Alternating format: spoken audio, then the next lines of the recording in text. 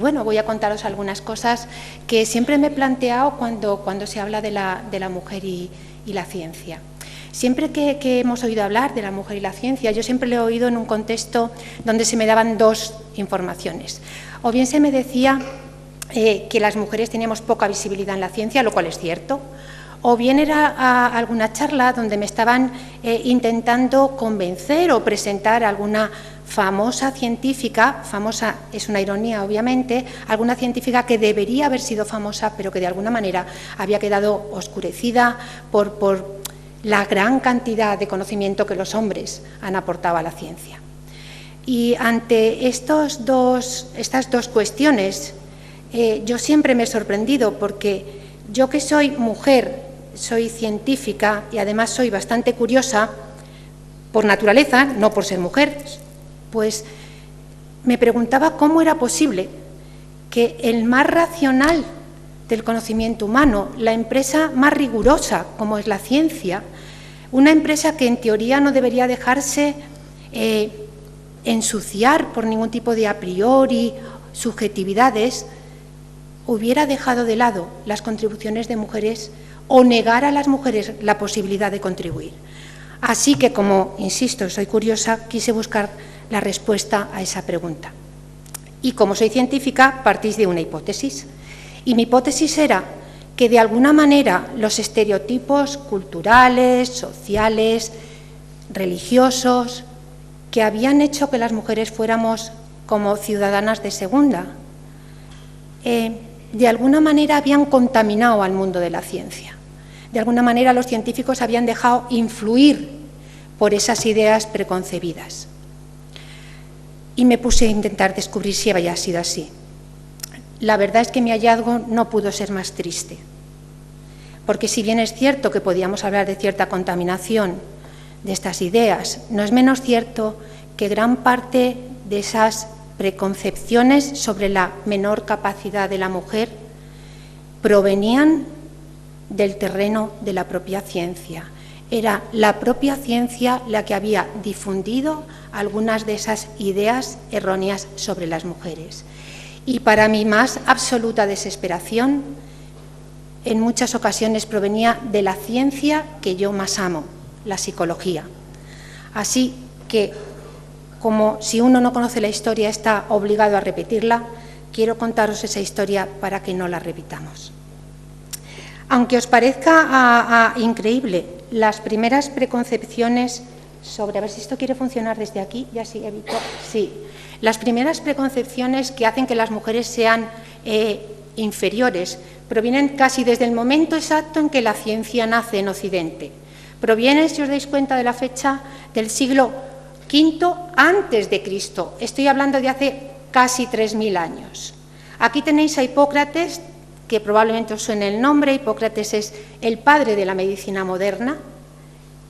Es el primer autor que empezó a plantearse, el primer médico que empezó a plantearse que las enfermedades no eran castigos divinos, sino que tenían causas naturales y que, por tanto, deberían ser tratadas. Pues bien, para Hipócrates, la explicación de por qué las personas enfermábamos tenían que ver con una teoría que tiene un nombre curioso, es una teoría humoral. Humoral en el sentido no de humor, aunque luego el término derivó en ese significado, sino en el término de fluido. Un humor es un fluido, es un líquido que de alguna manera recorre el cuerpo. En teoría, según Hipócrates, tenemos 4 fluidos, que son los fluidos esenciales que conforman nuestra materialidad, lo que somos, que ahora los voy a enseñar. Ahí los tenéis: sangre, bilis amarilla, bilis negra y flema. Y todos tenemos una combinación de esos humores. Durante más de 2000 años la medicina se basó en la idea de que el equilibrio entre los humores era la salud y que su desequilibrio era la enfermedad. De ahí que hayamos visto en tantísimas películas de época el que a la gente se le aplicara sangrías, por ejemplo.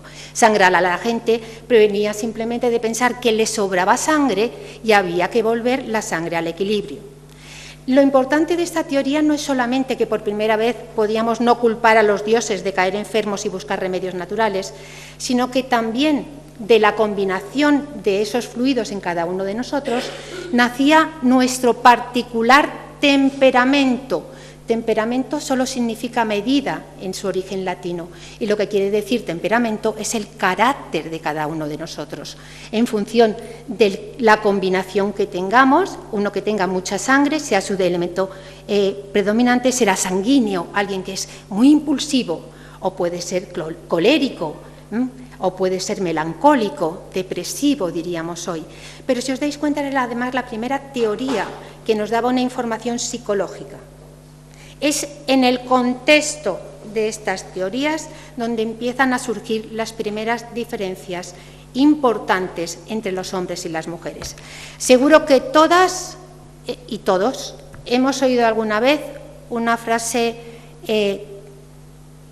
muy habitual: las mujeres somos más emotivas, más emocionales, más impredecibles y más tendentes a la locura. Pues aunque os parezca mentira, esa preconcepción está con nosotros desde hace casi 3000 años. Y hay una explicación muy simple. En primer lugar, porque la mujer de punto de partida es siempre más débil que el hombre. Ya es algo que se decía hace mucho tiempo.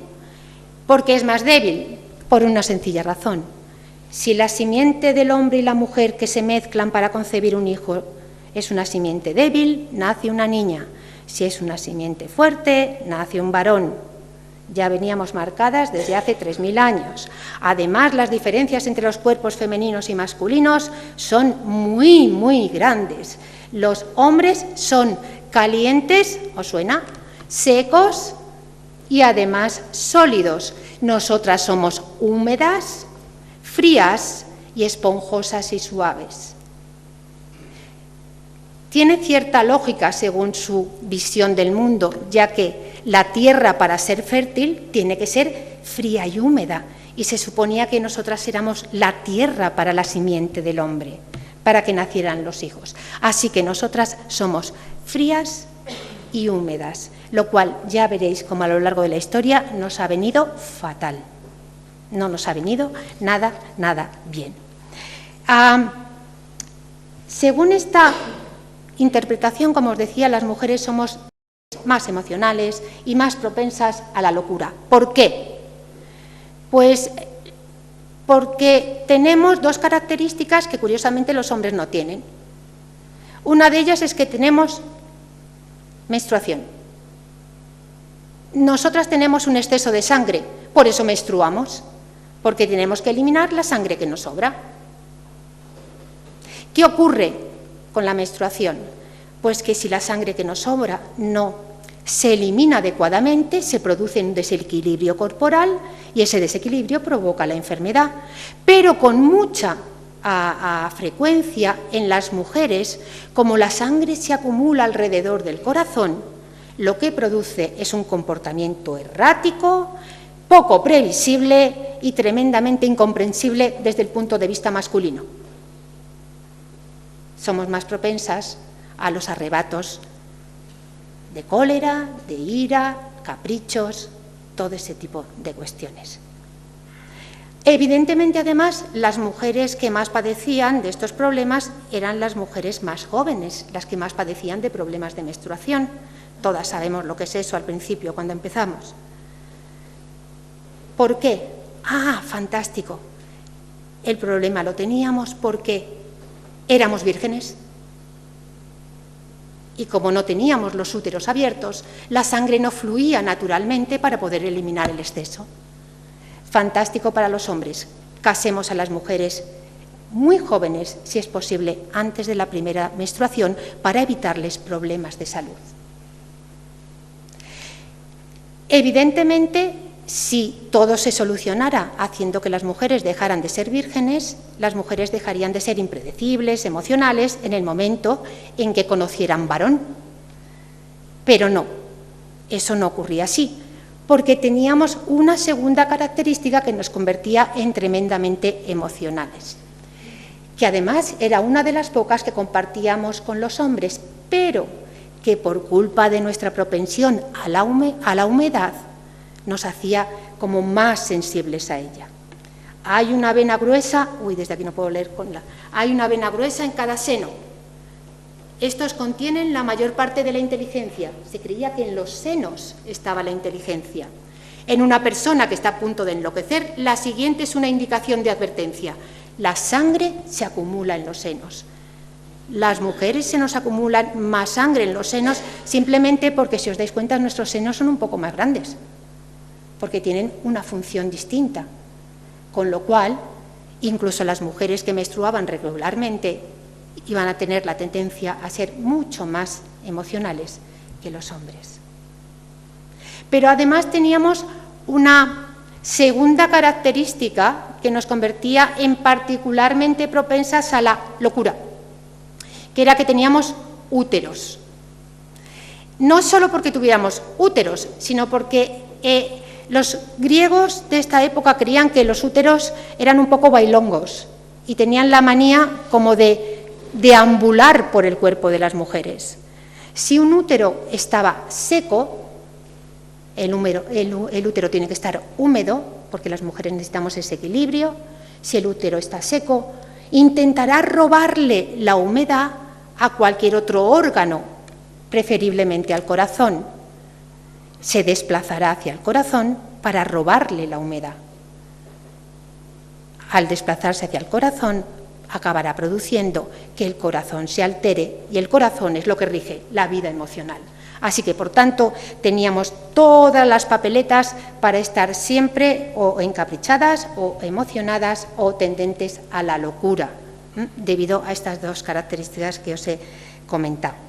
En cualquier caso, fijaros que esto hace una cosa tremendamente importante, y es que el sexo para las mujeres desde muy al principio es un acto de higiene. Tener relaciones sexuales era la cura perfecta para menstruar en condiciones y que el útero estuviera húmedo. Muy conveniente para los varones, además, porque evidentemente al mantener relaciones sexuales procreábamos más. Os recuerdo que en aquellos tiempos los métodos anticonceptivos como que no existían. Así que evidentemente era una relación, pero era muy importante además que las mujeres no lo creyéramos. Yo creo que en aquella época, de todas maneras, las mujeres nos hubiéramos creído lo que nos hubieran contado, pero era importante vincular nuestra salud al sexo. ¿Por qué? Porque teníamos un poder en aquella época que luego perdimos. Pero el poder que teníamos en aquella época era que nosotras, no os voy a leer todas las frases, están aquí simplemente para que las veáis, ¿vale? Pero nosotras decidíamos si concebíamos o no. Una vez que el hombre depositaba la semilla en nosotras, la mujer podía, en un acto de voluntad, decidir si iba a concebir al hijo o no. Era importante que las mujeres entendieran que el sexo y la concepción de hijos estaba vinculada directamente a su salud. Era muy conveniente para aquella época. Estas ideas fueron las que, aunque os parezca increíble, funcionaron en la Grecia antigua durante varios siglos, hasta que llegaron dos filósofos clásicos de los que todos hemos oído hablar. Aquí tenéis a Platón, y luego os hablaré un poco de Aristóteles. ¿Sigo? Vale, perdón. Empecemos por Platón, ¿vale? Tanto Platón como Aristóteles tienen una característica muy importante, y es que ambos creen que la justicia social se consigue siempre que a las personas se les dé un sitio justo que sea acorde con su naturaleza. Eso es lo que ellos piensan que es la justicia, lo cual, como idea de justicia, a mí me vale, a mí me convence. Cada uno tenga y ocupe el lugar que por naturaleza le conviene o le ajusta bien a su naturaleza. Esa es la diferencia fundamental. ¿En qué basan sus ideas? Basan sus ideas en sus teorías de las almas, pero tenemos que entender que las almas en la Grecia antigua no es el alma cristiana o católica como la entendemos en la actualidad. El alma es en realidad todo aquello que explica la psicología de una persona, todo lo que explica lo que hace, lo que piensa, lo que dice y lo que cree. De hecho, el término griego de alma es psique, que es la raíz griega, del término psicología. En realidad, cuando los griegos hablan de alma, de lo que están hablando es de la psicología de las personas. Así que, de alguna manera, lo que estaban diciendo es que la psicología de las personas debería marcar su lugar en el mundo. Y Platón, en un principio, en este gran libro que se llamaba La República, en este gran libro fue tremendamente feminista. No hizo ninguna diferencia entre el alma del hombre y el alma de la mujer. A los dos les podía corresponder cualquier puesto social, salvo uno debido a las diferencias entre hombres y mujeres, pero las diferencias que Platón plantea en La República son diferencias que yo creo que cualquiera de nosotros aceptaríamos hoy en día. Las diferencias que plantea es diferencia en fuerza física, vale, y que las mujeres teníamos la ventaja de poder procrear. Totalmente de acuerdo. Por esa razón, la única tarea de la que estábamos excluidas era del ejército, de la defensa de la República. La verdad es que a mí personalmente tampoco me importa que me excluyan de las cuestiones bélicas, porque podíamos ser hasta las guardianas de la República. ¿Qué significa eso? Podríamos liderar los puestos políticos. De todas maneras, no demos muchos saltos con esta afirmación de Platón y nos pongamos demasiado contentas, porque a Platón le debieron llover críticas de todos lados, porque 20 años más tarde, en otra obra, no os voy a leer todo porque si no nos vamos a estar aquí hasta mañana, en el Timeo, solo unos años más tarde, unos 20 años más tarde, ya había cambiado de opinión. Probablemente las presiones culturales y sociales hicieron mucho porque cambiara de opinión. En el Timeo deja de pensar que los hombres y las mujeres y que nuestras almas son idénticas y pasa a decir algo como que solo los varones son creados directamente por los dioses y reciben almas. Aquellos que viven con acierto regresan a las estrellas, pero aquellos que son cobardes o llevan vidas injustas pueden con razón haber cambiado a la naturaleza de las mujeres en la siguiente generación. Platón creía en la reencarnación de las almas y, por tanto, los hombres que habían sido malos se reencarnaban en mujeres en la siguiente generación. Ya habíamos cambiado mucho de un momento a otro. Poco le duró el feminismo a nuestro amigo Platón.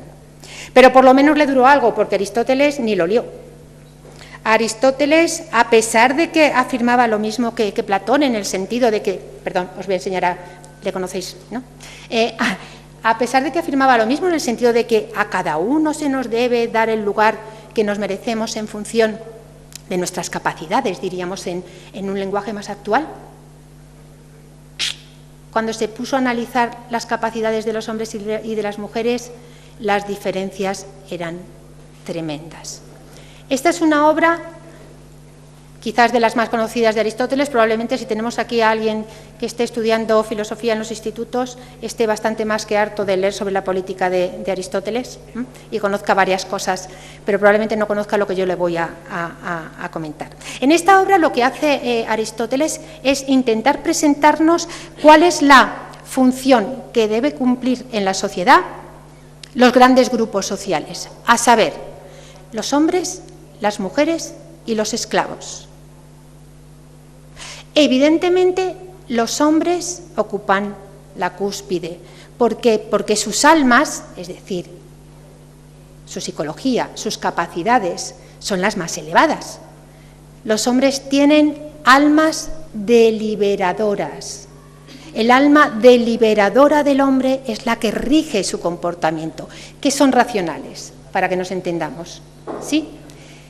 Sin embargo, en el caso de las mujeres, el alma deliberadora ocupa un lugar menor, no es la que nos gobierna. Las mujeres, por lo menos, tenemos alma, pero nuestra alma es fundamentalmente alógica y emocional. Así que debemos ser gobernadas por los hombres. Tenemos suerte porque A diferencia de los esclavos, por lo menos tenemos alma. Los esclavos ni la tenían. Y los niños todavía no la han desarrollado. Así que, después de todo, estábamos justo por debajo de los hombres y no estábamos tan mal como los esclavos. Para Aristóteles, los seres humanos somos la mezcla entre el cuerpo y el alma. Una idea que casi todos hoy podríamos asumir. Solo que en su visión el alma es la que da forma al cuerpo. Y supongo que sabréis y os imaginaréis en qué momento en la concepción la materia toma una determinada forma. La forma, el alma, en el momento de la concepción, la va a aportar el varón. La mujer solo va a aportar la materia, la tierra para que la semilla crezca, pero todas las capacidades y las cualidades que el futuro hijo o hija tenga van a depender exclusivamente del varón. Cuando la semilla del varón es defectuosa por alguna razón, fundamentalmente siempre le echan la culpa a la falta de calor. En cualquier caso, cuando es defectuosa por alguna razón, os imaginaréis que el resultado será que nace una niña. Sin embargo, cuando hay un control perfecto, nace un varón. Esas son algunas de las ideas que va a plantear en esta otra obra que se llama La generación de los animales, donde hace una expresión de lo que es el cuerpo femenino que, aunque os parezca increíble, se va a mantener durante centenares de años. Esta idea se va a mantener tal cual durante cientos de años, durante siglos. Decía Aristóteles, el cuerpo de la mujer tiene un cerebro menor, está inacabado como el del niño, carece de semen como el de un hombre estéril, enfermo por naturaleza, se constituye más lentamente en la matriz a causa de su debilidad térmica, pero envejecemos más rápidamente porque todo lo que es pequeño llega más rápido a su fin, tanto en las obras artificiales como en los organismos naturales. Todo esto porque las hembras son por naturaleza más débiles, más frías, y hay que considerar su naturaleza como un defecto natural. Somos defectuosas naturalmente, y esto lo decía uno de los mejores y de los principales filósofos cuyas teorías han sido conocidas y reconocidas en todo el mundo. Estas ideas van a ser recogidas, no os voy a aburrir mucho con esto porque creo que por este autor, este es un médico romano, Galeno, todos os sonará porque a los médicos a veces los llamamos galenos, ¿sí? Proviene de este señor, fue un gran médico que de alguna manera va a hacer exactamente lo mismo, va a intentar relacionar, pero ahora os voy a enseñar cómo se relaciona todavía mejor en otro autor español, además, cómo se relacionan la idea de los humores que habíamos visto al comienzo de la charla, que la habíamos visto con Hipócrates, con las almas, con la naturaleza psicológica. En cualquier caso, estas ideas, como os digo, fueron las que triunfaron en Europa durante muchísimo tiempo, ¿sí? Hasta que llegamos al Renacimiento. En el Renacimiento os voy a presentar la obra del único autor español del que os puedo hablar en esta charla, que probablemente no conozcáis, aunque si hay alguien aquí que provenga del mundo de la psicología o que tenga ciertas expectativas de entrar en el mundo de la psicología, debería conocer. Es Juan Huarte de San Juan, es nuestro patrón en la psicología. Este caballero, por cierto, desarrolló casi toda su obra y su trabajo en Andalucía, en la localidad de Baeza, en Jaén, es un andaluz universal, publicó un único libro, pero que fue el libro probablemente más conocido en su época. Fue traducido a idiomas que en aquella época no se traducían los libros, no solo inglés, francés, italiano, fue traducido al flamenco. Es más, en aquella época la lengua de la ciencia no era el inglés, era el latín. 3 veces fue traducido al latín esta obra, una obra realmente importante y fundamental.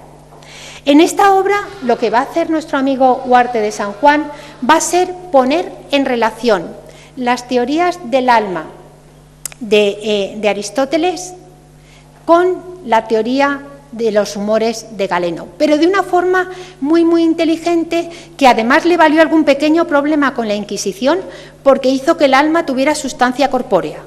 Y eso le planteó algún pequeñillo problema con la Inquisición de aquella época. Decía nuestro amigo Huarte que los hombres disponíamos de un alma, y ese alma era igual en todos los seres humanos. Bien, por él, en principio, era igual en todos los seres humanos. Pero este alma tenía varias funciones, desde las funciones más inferiores hasta las funciones más superiores. Os recuerdo que estoy hablando de alma y en realidad estamos hablando de psicología pura y dura. No es el alma cristiana y católica. En cualquier caso, el alma más simple, la que incluso tienen las plantas, es el alma vegetativa, que es el alma que se encarga de las funciones de crecimiento, de alimentación, de excreción, ¿vale? Las funciones corpóreas fundamentales. Pero ese alma estaba regida por el alma sensitiva, que era la que se encargaba de las sensaciones, de la locomoción, de las emociones, de los impulsos y de los deseos. Era un alma que compartíamos en parte con los animales. Algunos animales también podían tener alma sensitiva, perciben el mundo sensorialmente y sienten y padecen. Por tanto, podemos compartirla. Pero por encima de ella estaba el alma racional, que era exclusivamente humana. El alma racional va a estar implicada en tres funciones fundamentales, que son las facultades del alma, o también podéis haber oído hablar de ellas como las potencias del alma, es lo mismo. Y las facultades del alma son las facultades psicológicas fundamentales que estudiamos hoy en día en cualquier carrera de psicología: el entendimiento, la imaginativa y la memoria. El entendimiento es la facultad superior, el razonamiento, la lógica, el cálculo, ¿sí? El pensamiento abstracto. La imaginativa es aquella que da imágenes al pensamiento. La imaginativa es lo que nos permite percibir imágenes bellas y descubrir belleza en las cosas. Es aquella que nos da un conocimiento práctico, es el saber cómo hacer las cosas, no el por qué salen bien, sino cómo hacerlas. Esa es esa facultad. Y la memoria es la facultad más pasiva, es aquella que lo único que hace es almacenar la información de lo que hay fuera cuando lo que hay fuera ya no está. Simplemente almacenamos información. Pero es imprescindible, por muy pasiva que sea, porque sin ella no podría haber entendimiento y no podría haber imaginativa. Pues fijaros, cada una de estas, y ahora sí que quiero que prestéis atención, cada una de estas facultades va a depender de una característica del cerebro, una característica física, una característica orgánica. Así, la sequedad será la atribución del entendimiento, el calor de la imaginativa, la humedad de la memoria. ¿Qué nos falta?